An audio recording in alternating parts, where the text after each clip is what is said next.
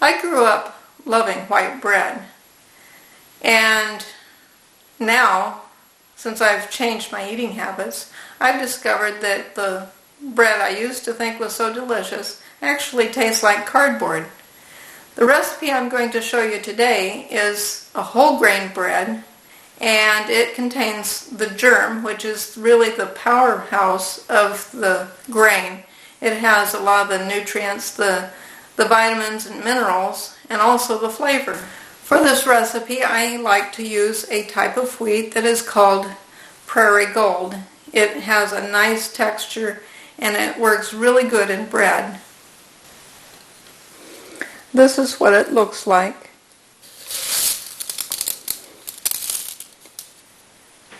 And for this recipe, we want 5 cups.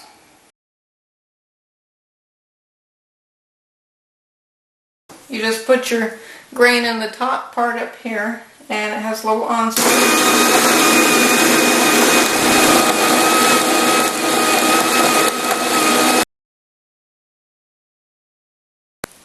For the first part of the recipe, you want about half of a can of salt-cured pitted olives, the green ones. They give you a better color. And you want to make sure they don't have any ferrous gluconate. And you put them in the Vitamix. You also put 1/4 of a cup of date sugar, or you can use plain dates, pitted dates, and 2 tablespoons of flax seed. I like to use the golden colored because it makes a nice lighter color for the bread. And 2 teaspoons of salt. And we're going to put all that in there with 2 cups of warm water. You don't want it hot and you don't want it really cold. We're going to put that all in there and then blend it until it is nice and smooth.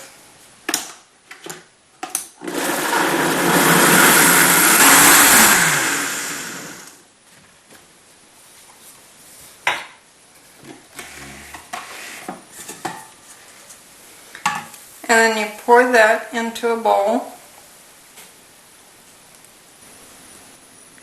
And then over that, you want to sprinkle 2 tablespoons of yeast. This is the baking kind of yeast that will rise.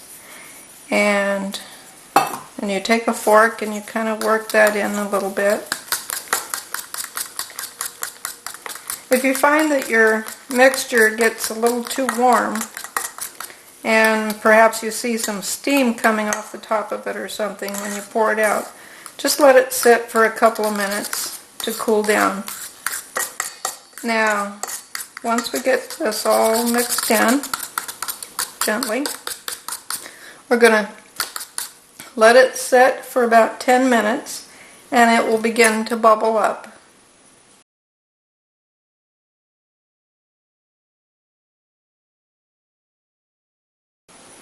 It's now been sitting for 10 minutes, and I'm ready to mix it into the flour.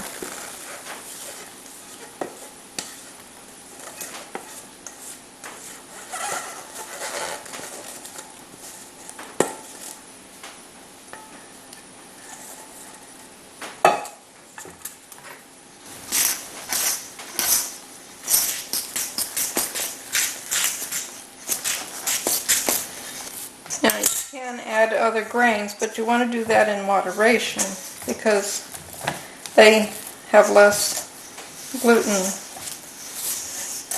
So you want most of the content to be wheat.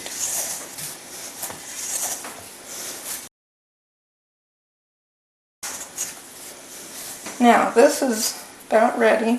I'm going to now let this set for 10 to 15 minutes, let it rise, and then we'll come back to it and I'll begin forming the loaves. Now I'm going to cover this and put it in a nice warm spot. Usually I put it on top of the oven as it's warming, and that will encourage the yeast to rise gently.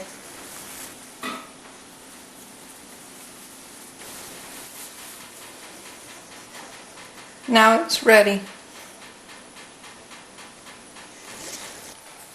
I'm going to flour my countertop.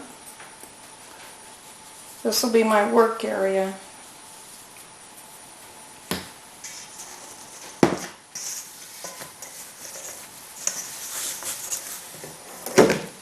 This recipe can be used in a variety of ways. You can, if you make a half a recipe, it makes a good pizza crust, and you can put all kinds of vegetables on it and just leave the cheese off, and it's a very healthy meal. Or you can roll it out and spread it with date sugar and nuts and all kinds of good stuff, or you can add raisins and walnuts to make a delicious raisin nut bread. Today I'm going to make sandwich rolls.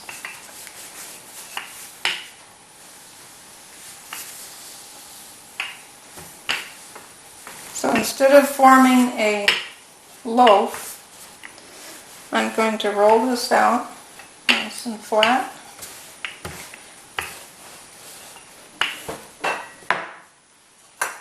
And I have an old hominy can, that's about the right size, and I'm just going to cut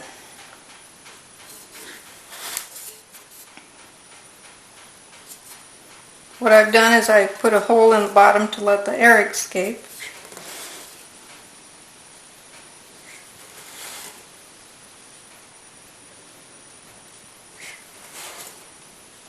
The leftover dough I will form into a small loaf of bread. Doing it this way really makes a wonderful sandwich.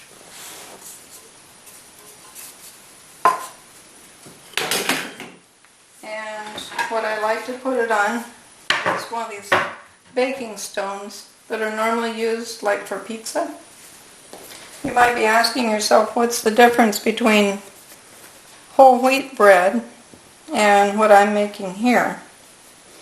Well, when a package says that it is whole wheat, that does not mean whole grain. Whole wheat means that all the grain, the only grain used in that recipe is wheat. There's no barley, no millet, no rice, no other grain, only wheat. It doesn't mean that it is whole grain. You have to specifically check the label for it to be whole grain. And that's very hard to find. And one reason for that is that the germ will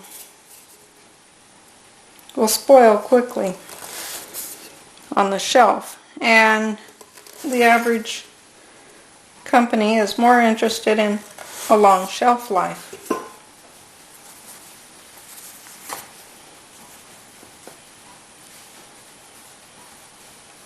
This recipe freezes very well once the bread is cool. You can put them in airtight bags and put it right into the freezer. Now I'm going to give these a couple minutes to rise, and then we're going to put them in the oven. With the rest of the dough, I'm simply going to form it into a little loaf and put it on a second baking stone just for something kind of fun. And now these are ready to be put directly into the oven.